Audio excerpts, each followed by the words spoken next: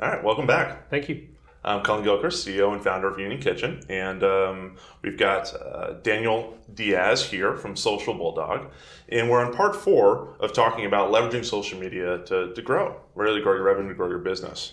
Part 4, we want to talk about how are we optimizing not only the product, the packaging, the price, and everything we're doing in social. So that's definitely going back on what we just talked about in part 3. If you haven't listened, you got to listen. But talking about that buyer's journey. But speaking of journey, Daniel, I love talking about entrepreneurship and how people got here. You started this company, you're building it, you're figuring all this stuff out, you're developed and developing expertise. How'd you get here? We talked about how the business started, but how'd you get to Facebook? How'd you get to this kind of like tech and social media and all that stuff? Yeah, I think like everyone, it's a bit of a crazy story. It should be. Yeah. Right? You're not doing it right if it's not weird. So I grew up in London. My family's Spanish. That's where the Diaz comes from. Mm-hmm. So from a small region called Galicia, which is massively oriented around food and family seafood and just really good food. So I grew up with my mom's cooking, which was fantastic and is fantastic. After what we would call college in England, which is up to 18, I wasn't sure what I wanted to do at university or college, so I ended up going to culinary school. Oh, awesome. Just to explore that and to really learn to cook. I used to love food, and then I fell in love with it when I went to culinary school. Graduated from there and started working at a Michelin star restaurant as the pastry chef, the entry level pastry chef. And I loved the environment, the team, almost military style. It really resonated with how I like to work. Mm-hmm. It was just a bit too much for me at the time. The hours are obviously absolutely insane. So I jumped around a few different kitchens, managed them. And then, maybe a story for another time, I ended up becoming the janitor at Facebook for a short period of time. Okay. And that somehow led into an internship in the marketing science team at the time. Again, Facebook was a wildly different place back in those days. Yeah. The whole London office was 25 people. So I landed an internship that became a full-time role. And then 2 years later, I actually relocated to New York to be with my then girlfriend, my now wife. And that's what brought me to New York. Awesome. Yeah. Good to see about a girl. Yes. Very cool. Well, that's an awesome story. And obviously, we're all about food, right? We all love food here. We all love to cook, and we get to taste food all day, every day. It's cool that you kind of, not only are you an entrepreneur, but you've got that food background. You kind of understand how do you bring food to people, right? And the value of that. Yeah. Because I think that matters. Oh yeah. I think that matters. Well, cool. Well, let's talk about optimizing product, all those things. So you've got your buyer's journey, right? You're going through that. You understand your metrics. Maybe they're working, maybe they're not. You do your basics. Then you got to figure out the rest. Yes. And so what is the rest? Are there tips, are there tricks, are there processes that are kind of most important?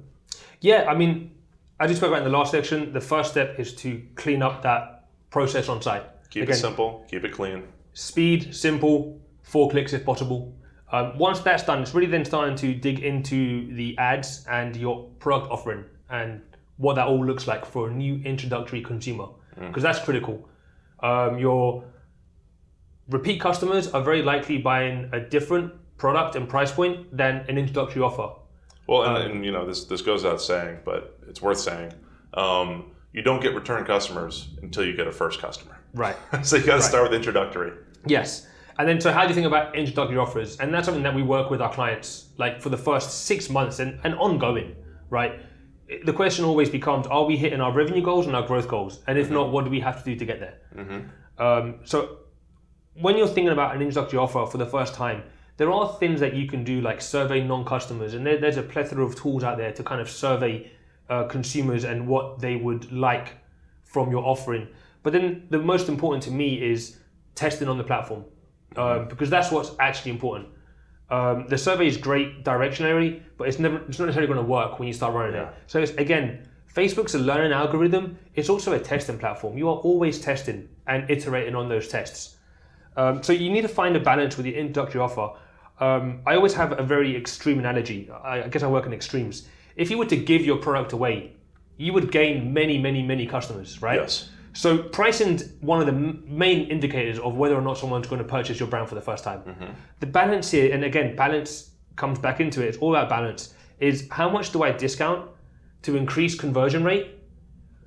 And understanding that the bigger the discount, the lower value that consumer is likely to have. Yeah. So someone that wants something for free will likely not buy again. Well, it brings them further away from the experience the second time. Exactly. If it's 75% off or free on the first one, that's not remotely the same as then having to pay at normal price the second time. Yes. And you start getting a different consumer. You get a discount consumer versus a consumer of your product. Exactly. So there's a balance there that you have to try and strike, and that comes from testing.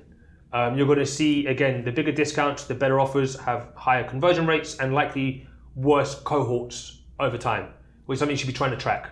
Based on coupon codes in Shopify, etc., you can track the value of these users over time. And that's going to determine what makes sense for the business long term. And the beautiful thing about this is that you can then start using these as levers for short term, mid term, and long term growth.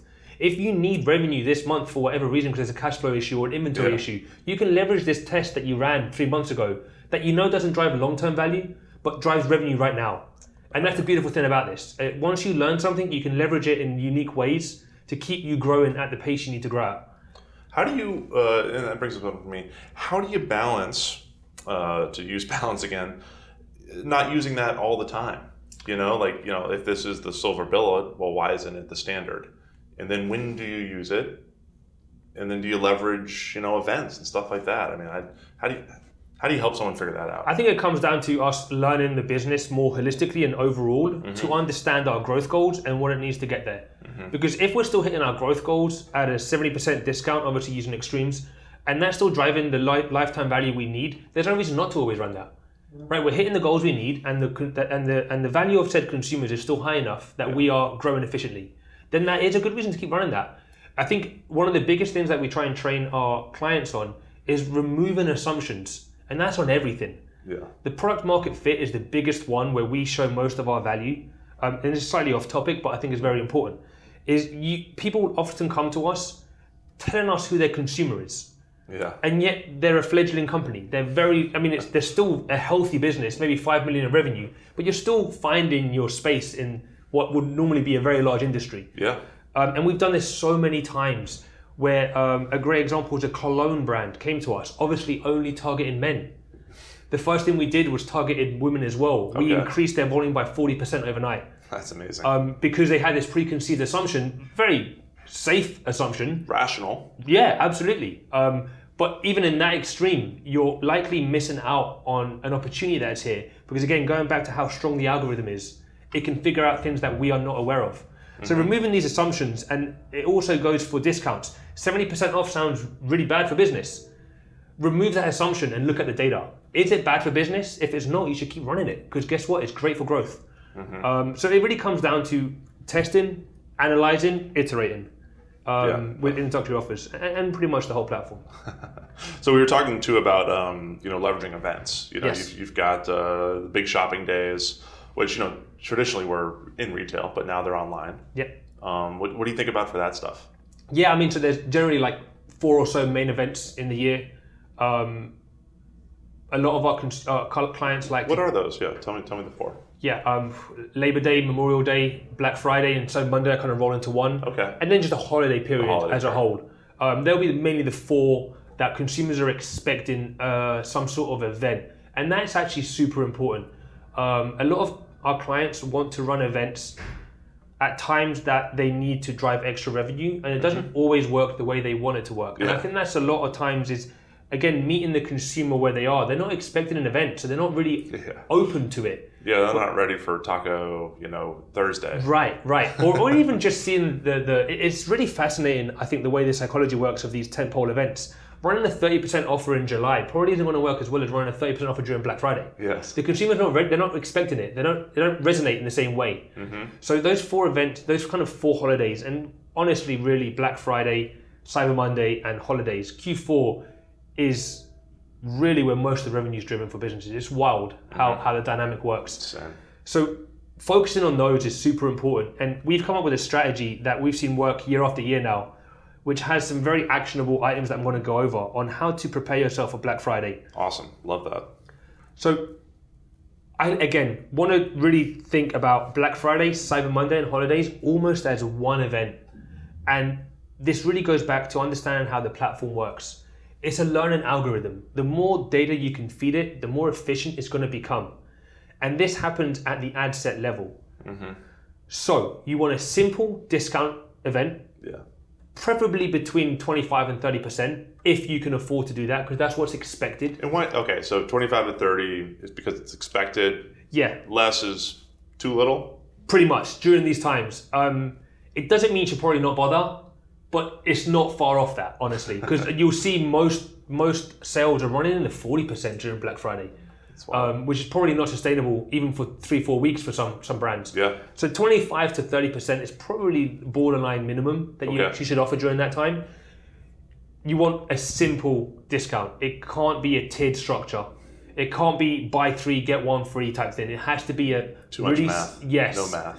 Especially during this time of year when everyone's running 40% off. It needs to be simple and start there. A simple discount.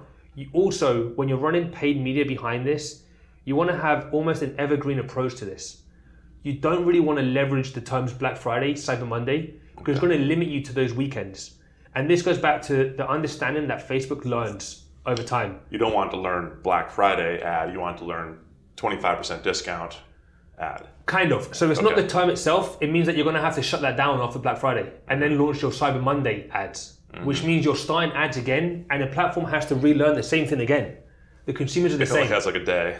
Exactly. And this is where our strategy comes in. You want to start your Black Friday, Cyber Monday discounts 2 to 3 weeks before the event.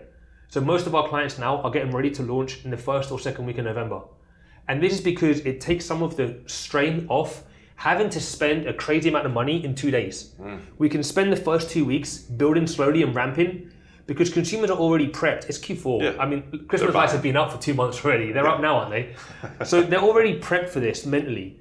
So by starting this early, you give the platform time to learn who is likely to buy. And you have this nice data set of learnings before Black Friday even happens. So when everyone starts turning their ads on, you're ahead of the game. You've already got all these learnings. They're scrambling to figure out who's going to buy. You've already done this. And then it also goes for language that you use in your copy. So we very much encourage nowadays some language around holiday sales rather than Black Friday, Cyber Monday specific sales. Because again, it means you're going to have to shut them down and start new. And that's the last thing you want to do during such an important time period that's going to drive so much revenue for you. I think it's what you're saying is so simple, and I think everyone would not think that was the way you would do it. And so absolutely. I love that sort of stuff. And we 2 years ago, we were still transitioning and building out our kind of Black Friday strategy. So we had some accounts that were running early Black Friday messaging, then Black Friday, then last minute Black Friday, then Cyber Monday, then early holidays. And so they had 4 or 5 campaigns starting and stopping, and it was a great A/B test for us, where we could see this versus holiday sales. It wasn't even close. It was you could come in and staggering. show your value. Yeah, it You're was a genius. staggering. The difference is staggering. So start early. Generic holiday sale messaging, a healthy, simple discount, and also have the ability to have flex dates here. I would, of course, how early you start depends on how much you can afford to run at this discount, but also extend it through the first or second week in December, because the intent is still there. Yeah. And that's where we see the most success, starting 2 to 3 weeks early, and then 2 to 3 weeks after Cyber Monday. And then rolling it right back on for... And then rolling maybe a lower discount for holidays. Okay. Because you don't expect like a big 40, because it really is 40% for Black Friday, Cyber Monday. Like people are giving away inventory at that point. So for the holidays, more like a 20% is more likely still sufficient. And you're right. Once this campaign shuts down the first, second week in December, the holiday sales start, and the messaging starts around that. Yeah. And then you're rolling into healthy eating. Yeah, absolutely. We call it, in this space, we call it Q5. At Facebook, we used to call it Q5. January is enormous for this space. Because most big brands are still allocating budget for that next year. So there's some softness in the marketplace in January. And also consumers are ready to, again, eat healthy, look for healthy food. And January in food and beverage is as big as Q4. Yeah, So, and I think a lot of our folks end up being on that healthy spectrum because they're making the food, right? It's real. There's not chemicals. It's real food that they eat themselves. Tends to be healthy. Yep. And so, for the folks that are listening, they're rolling Q4 right into Q5. Love that. Yep. And that starts right after Christmas. You'll be surprised. The 26th.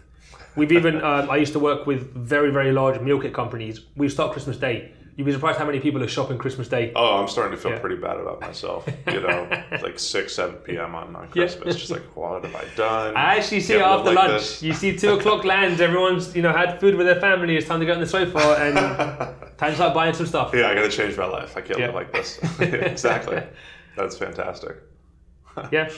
Okay, well, so that's an awesome kind of just like, boom, boom, boom. That's how you run that. And I think for, the folks listening, you need to have that sort of system, keep it simple.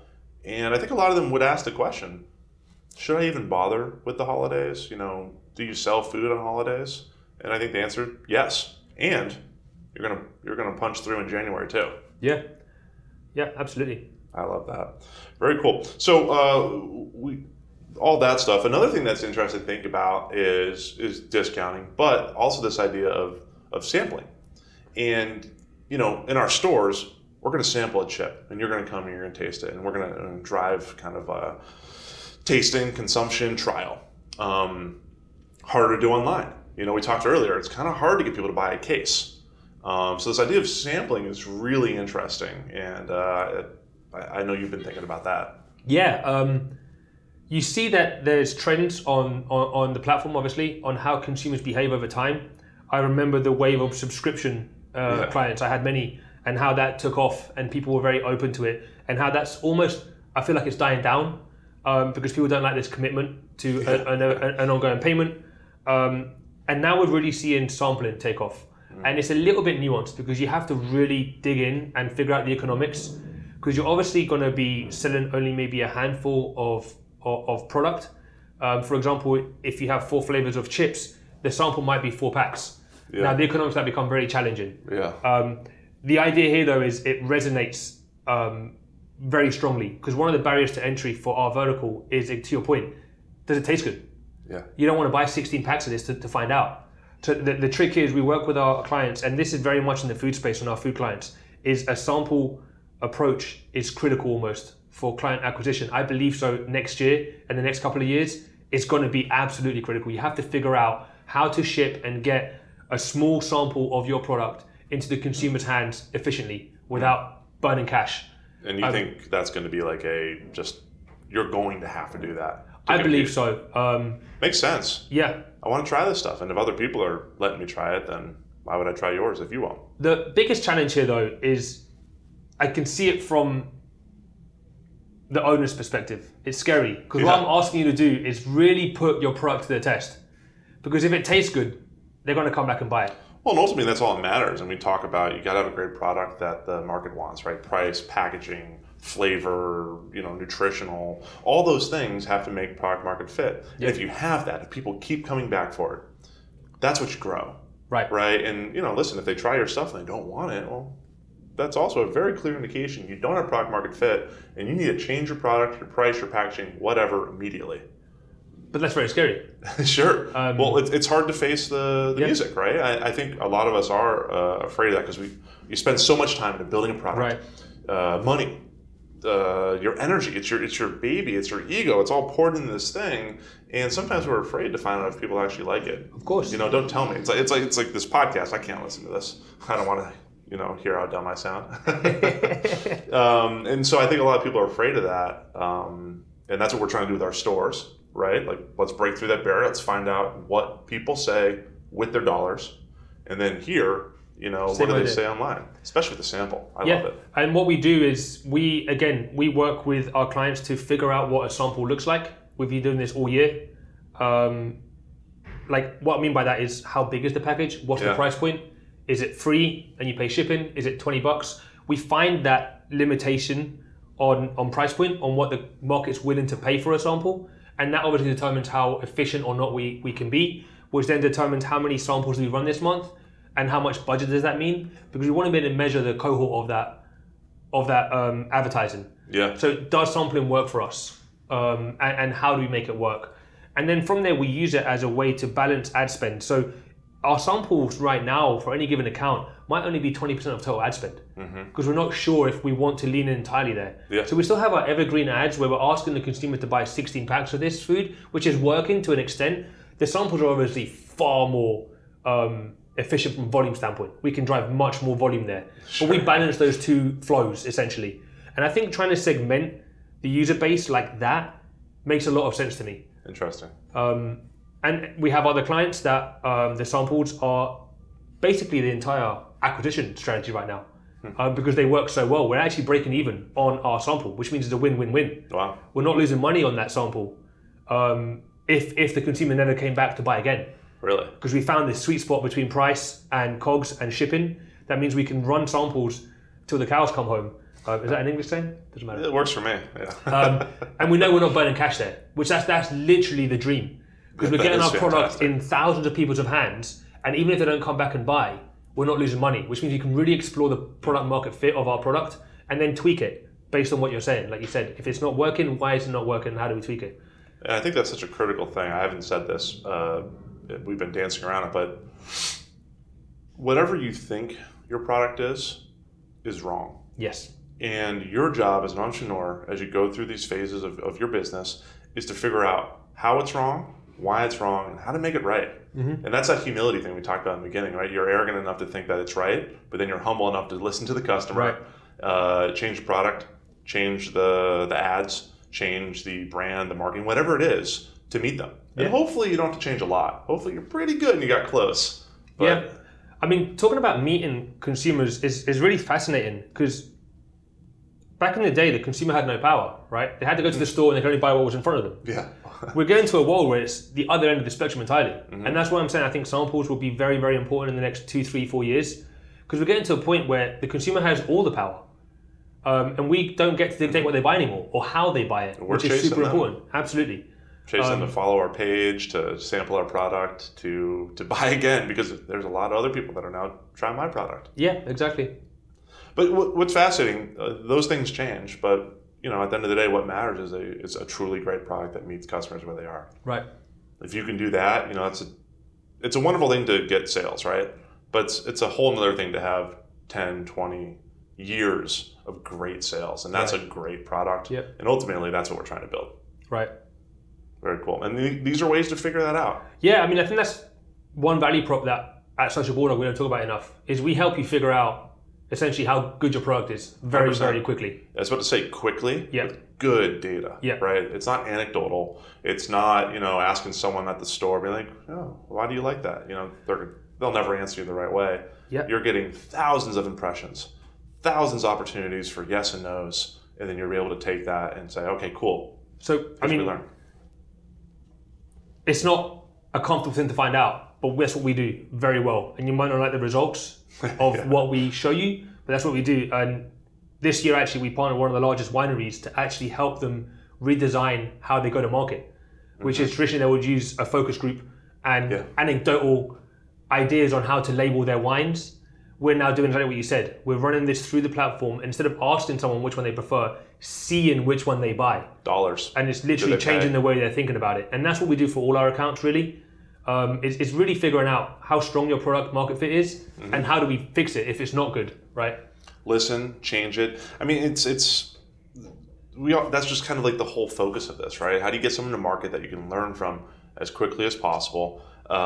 This idea of doing it all before you go to market with focus groups and those things, we don't believe in. There's probably some value there. Yep. But listen, generally, the entrepreneur you're the person who understands the pain point and you're solving it. You're going to market, and now you got to figure out how to get other people to buy in on it. Yep. And so replacing the focus group with, for us, it's in-store, dollars spent, repeat purchases. If Sally's not buying it 2 and 3 times, I don't care how many people bought it the first time, it doesn't matter. Right.